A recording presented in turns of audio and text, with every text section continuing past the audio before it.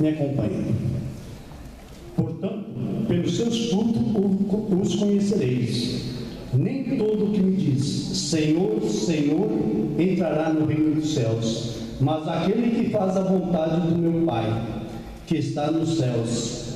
Muitos me dirão naquele dia: Senhor, Senhor, não profetizamos em teu nome? E em teu nome não expulsamos os demônios? E em teu nome não fizemos muitas maravilhas? Então lhes direi abertamente: nunca vos conheci. Apartai-vos de mim, vós que praticais a iniquidade.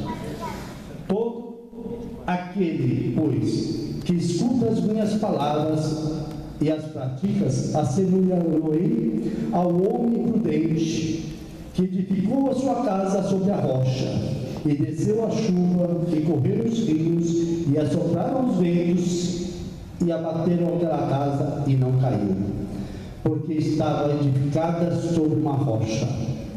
E aquele que ouve essas palavras e não as cumpre, compará-lo-ei ao homem insensato, que edificou a sua casa sobre a areia. E desceu a chuva, e correram os rios, e sopraram os ventos, e combateram aquela casa, e caiu, e foi grande a sua queda. E aconteceu que, concluindo Jesus esse discurso, a multidão se admirou da sua doutrina.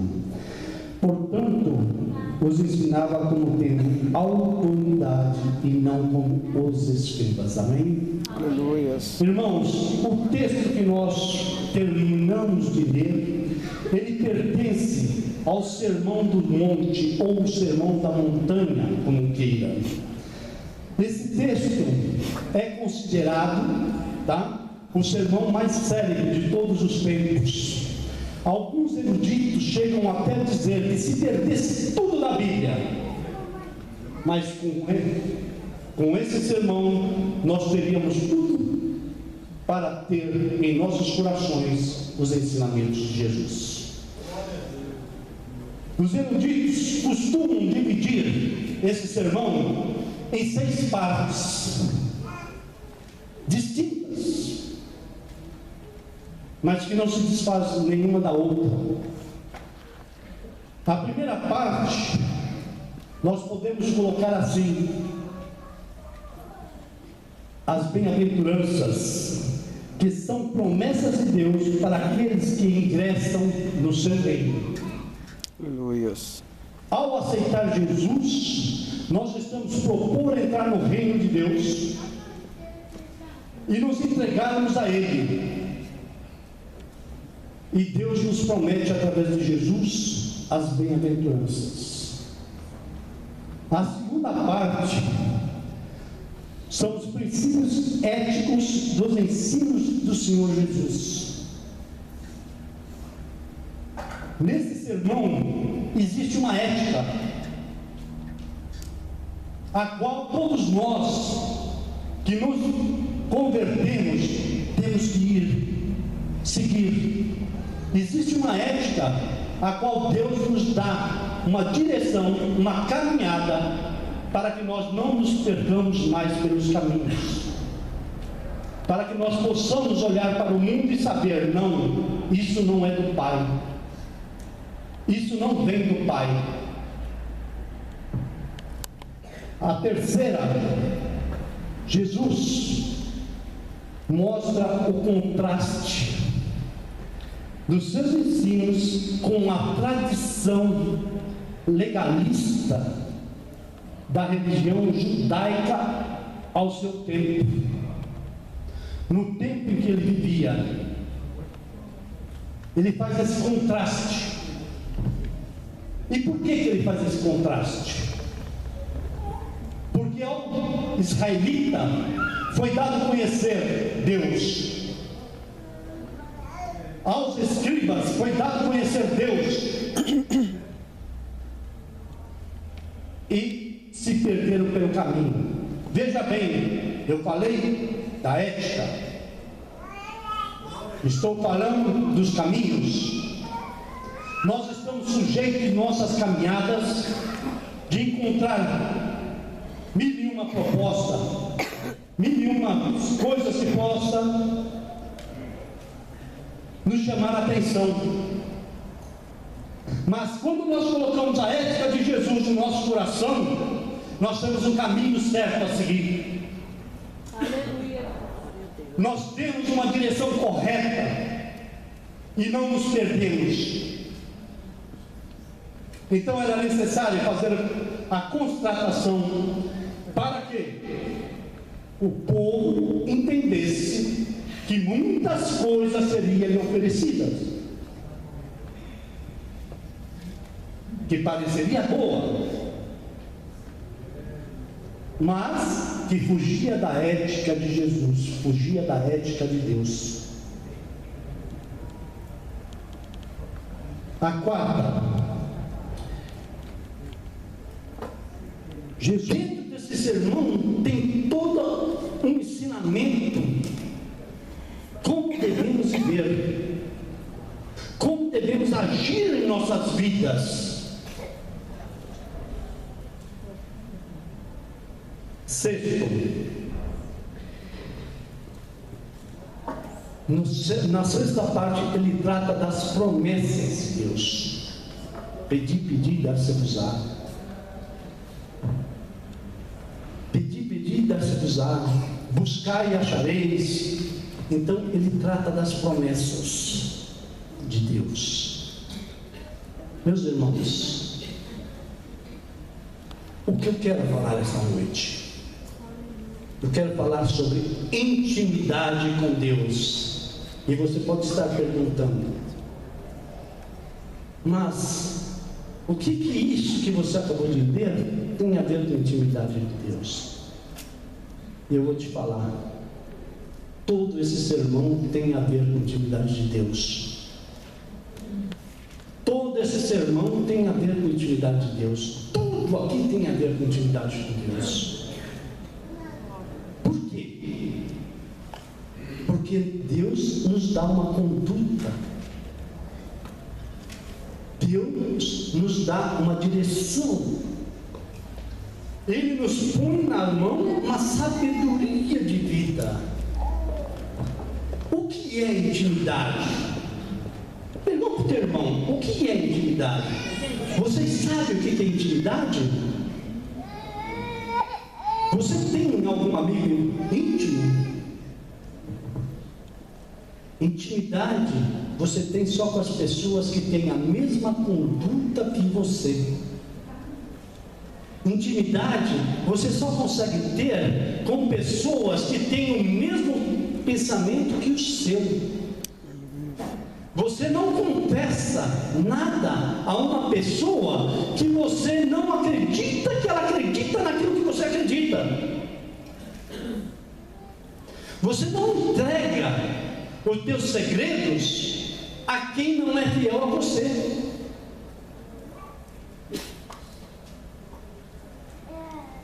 Jesus coloca aqui uma regra para essa intimidade. Ele coloca aqui uma regra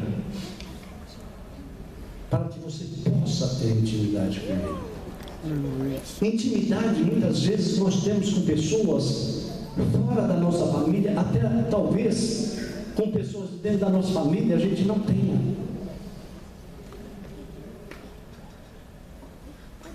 Mas Jesus, no capítulo 12, compara aqueles que fazem a obra do Pai, que escutam a palavra do Pai, como irmão, como irmãs, como mãe, como pais. Ele apresenta, esta é a minha família. O que você tem feito com tudo que Jesus tem colocado, depositado de conhecimento em você? Você tem buscado a intimidade com o Pai? Se a gente fosse falar de intimidade, desde o início da Bíblia até o final, ela fala sobre intimidade com Deus. Em nenhum momento ela deixa de falar desse relacionamento íntimo com Deus, esse contato. Se eu fosse aqui enumerar todos, eu talvez ficaria até amanhã de manhã, citando particularidades dessa intimidade de cada um com Deus, à sua maneira. Tem intimidade com Deus que nós nem entendemos direito, né? Nós vamos ver lá em Gênesis, capítulo 5, versículo 20, nós vamos ver Enoque. Depois nós vamos ver lá no versículo 22, que Enoque foi sacado, tirado para estar com Deus. Você ouviu alguma coisa de Enoque? Você só soube que ele andou com Deus. Mas tenha certeza, ele tinha intimidade com Deus. Tenha certeza que ele tinha intimidade com Deus. Porque a gente só chama para o nosso lado aquele que nos conhece, aquele que sabe quem eu sou, aquele que comunga comigo os mesmos ideais e os mesmos pensamentos. Você tem feito isso com Deus? Você tem feito isso com Jesus? Quantos de nós podemos dizer: Pai, eis-me aqui? Na realidade, oramos e não tem coisa melhor para buscar a intimidade. Intimidade com Deus é uma coisa interessante. Nós vemos no capítulo 9, versículo 21 de Daniel, como a intimidade de Deus é tão importante. Pois, ao começar a orar, o varão Gabriel desce e diz que nas suas primeiras palavras ele já tinha recebido ordem para atender o de Deus. Daniel orava 3 vezes ao dia.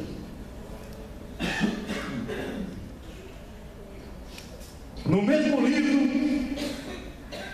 nós vamos encontrar Sadraque, Mesaque e Abednego.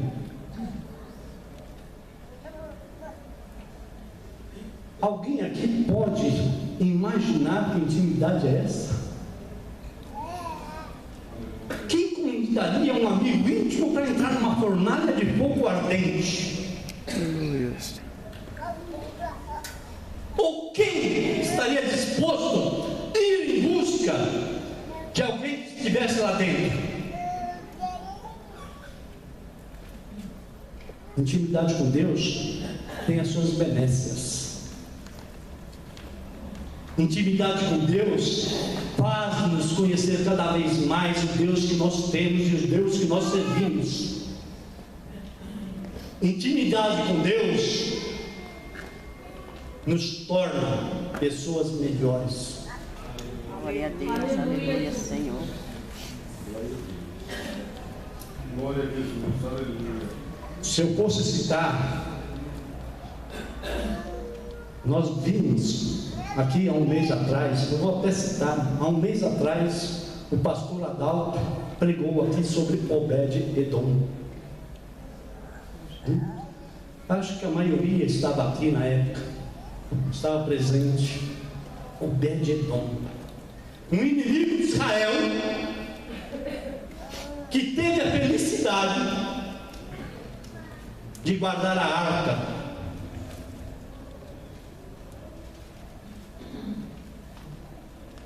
E o pastor Adalto demonstrou o crescimento que esse homem teve. Porque quem serve a Deus intimamente não fica na mesma. Quem serve a Deus intimamente não fica do mesmo jeito. E nem Deus deixa que ele fique.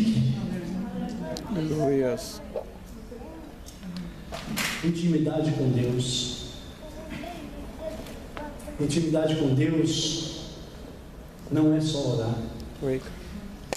Intimidade com Deus não é só vir à igreja. Intimidade com Deus é entender o que Deus quer na tua vida. Quando nós começamos a entender o que Deus quer na nossa vida, o nosso próprio espírito vai tomando conta do nosso corpo e vai mudando, vai trabalhando, conquistando nossa alma. Quem tem intimidade com Deus sabe aonde coloca a mão, sabe aonde coloca o pé, sabe entrar, sabe sair, sabe ficar, sabe louvar, sabe aonde é o seu lugar, sem ter pressa, porque sabe que no tempo certo Deus nos trará a sua realidade.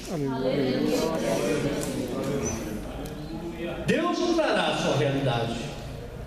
Intimidade com Deus. Quantos aqui têm intimidade com Deus? Eu sei que tem. Muitos aqui têm intimidade com Deus. Eu estou pregando isso, não é para recriminar essa intimidade, muito pelo contrário, é para que vocês entendam a grandeza de Deus quando Ele te dá essa intimidade. Aleluia, glória a Deus. Para que todos nós possamos saber que quando Deus nos dá a intimidade, Ele tem propósitos na nossa vida certas, concretas. Pode demorar. Demora um dia, 2 dias, 1 ano, 2 anos, 3 anos, 4 anos. Mas Ele tem propósito. Ele não dá intimidade à toa. Como você também não daria intimidade a pessoas sem que tivesse uma reciprocidade. A fidelidade na intimidade é o maior valor que tem. Por isso, meus irmãos, quando nós alcançamos a intimidade com Deus, preze pela fidelidade, preze por aquela ética que foi pregada aqui, que foi falada aqui, certo? Prega pela ética que Jesus nos deixou, preza por tudo aquilo que lhe é entregue na mão da igreja. O trabalho não é meu, não é seu, não é do pastor, o trabalho é de Deus. O trabalho é daquele que te deu o sopro divino. Aleluia.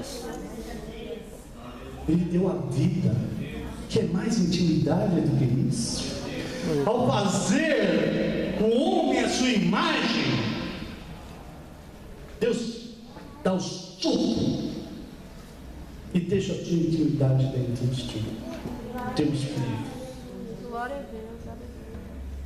Aleluia, glória a Deus. Aleluia. Aleluia. Que mais intimidade do que isso? Glória a Deus. Nós muitas vezes não entendemos o trabalhar de Deus. Muitas vezes nós caímos por não entender esse trabalhar. Mas, meus irmãos, Ele é Deus. Aleluia. Se entra Dilma, Ele é Deus. Se sai Dilma, entra Temer, Ele é Deus. Se sai Temer, volta Dilma, Ele é Deus. Se passou Lula, Ele é Deus. Aleluia. Entendeu? Glória. Se caiu um terremoto, Ele é Deus. Ele continua Deus. Se o mundo se acabar, Ele é Deus. E você é a criação dele. Você é aquele que Ele permite chamá-lo de Pai. Aleluia, Senhor. Que melhor intimidade do que essa? Glória a Jesus. Que melhor intimidade do que essa? Poder chamar Pai.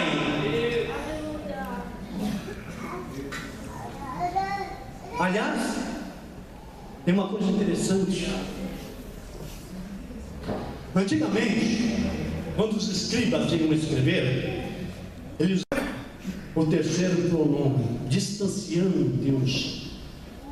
Gente, vós, impondo uma barreira verbal. Jesus, quando vem, ele quebra toda essa barreira. Ele fala: tu és filho. Não existe mais o vós. Não existe mais o vós. Tu és filho. É pai. Abba. Abba. Aleluia. Essa intimidade nos requer conduta. Essa intimidade nos requer vigilância. Essa intimidade nos requer amor ao próximo. Nesse próprio sermão, ele diz sobre amarmos até os nossos inimigos. Que fazes tu mais do que eles, se só os cumprimento com aqueles que são seus? Não é melhor quando ele fala da justiça? É nesse próprio sermão que ele nos dá conduta que nós temos. São palavras pequenas, mas que nós temos que ter atenção. Atenção nas palavras de Cristo. Nós temos que ter observância naquilo que Ele nos deixa.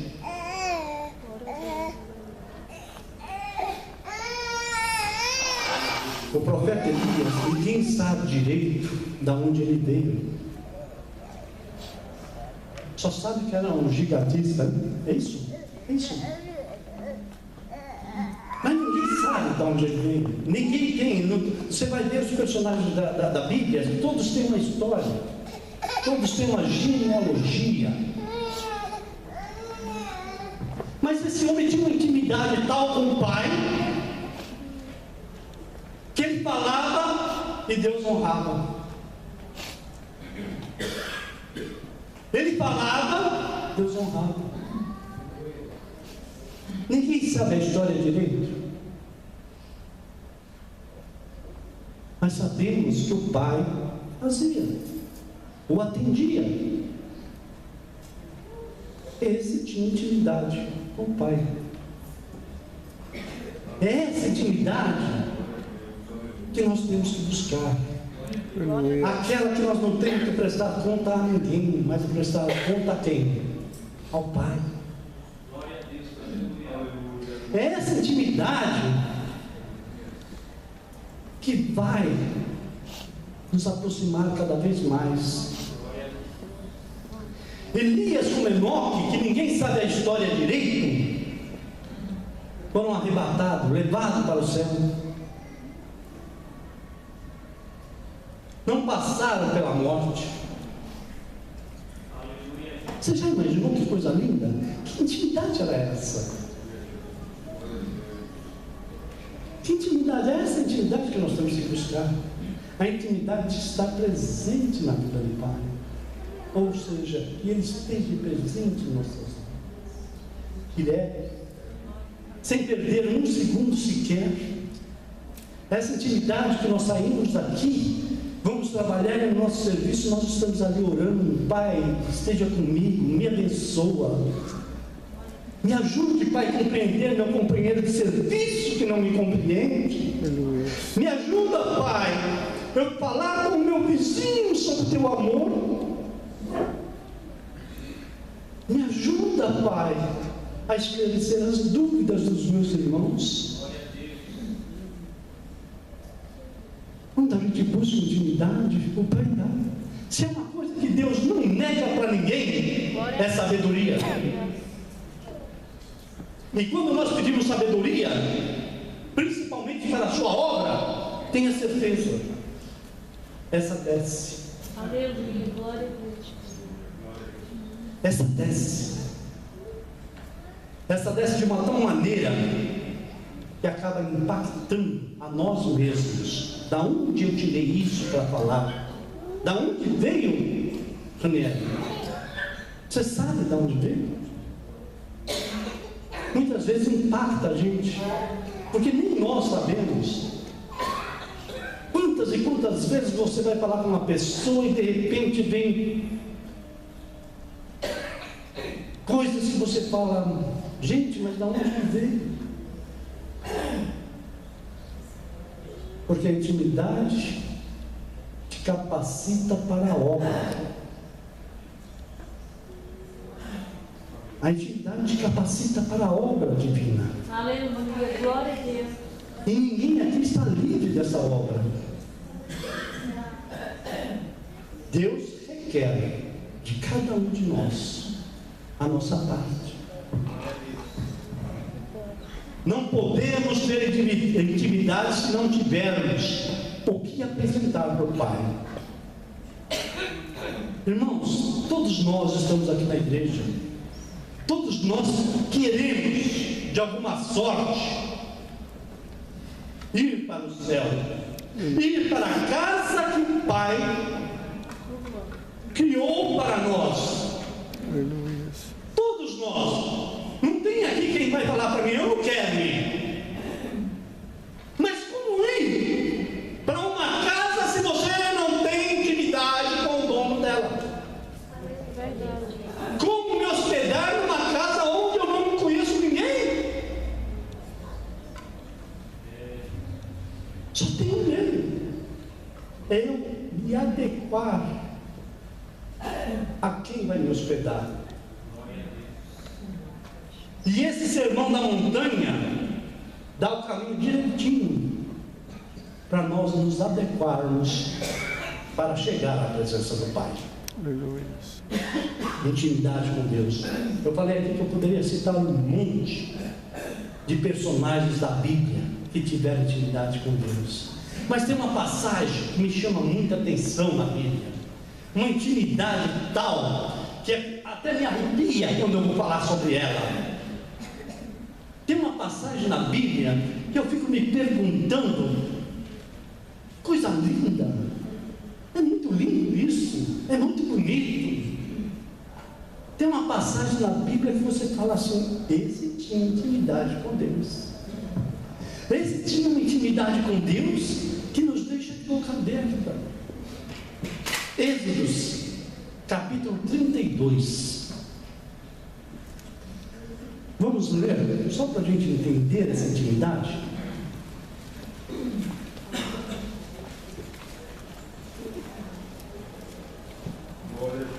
A partir do verso 7.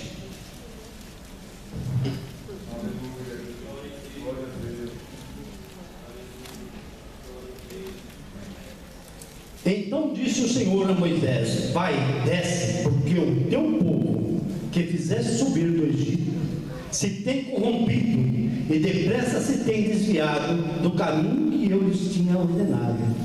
Fizeram para si um bezerro de fundição e perante ele se inclinaram e sacrificaram-lhe e disseram: estes são os teus deuses, ó Israel, que tiraram da terra do Egito. Disse mais o Senhor a Moisés: tenho visto a este povo, e eis que o povo é obstinado. Agora, pois, deixa-me que o meu furor se acenda contra eles e os consuma, e eu farei de ti uma grande nação. Porém, Moisés suplicou ao Senhor, seu Deus, e disse: Senhor, por que se acende o teu furor contra o teu povo, que tu tiraste da terra do Egito com grande força e com forte mão? Porque hão de falar os egípcios, dizendo: para mal os tirou, para matá-los nos montes e para destruí-los na face da terra. Toma-te da ira de teu furor e arrependa-te desse mal contra o teu povo. Lembra-te de Abraão, de Isaque e de Israel, os teus servos, aos quais por ti mesmo tens jurado. Eles disseste: multiplicarei a vossa semente como as estrelas do céu, e darei à vossa semente toda essa terra que tenho dito, para que a possuam por herança eternamente. Então o Senhor arrependeu-se do mal que dissera que havia de fazer ao seu povo. Vocês já imaginaram esse texto? A liberdade de Moisés de poder chegar para Deus e falar: Senhor, não passa. Você quer intimidade maior do que essa? Ele é Deus. E Moisés, na sua simplicidade, gago, conseguiu mover a intenção de Deus a respeito do povo de Israel. Intimidade é isso.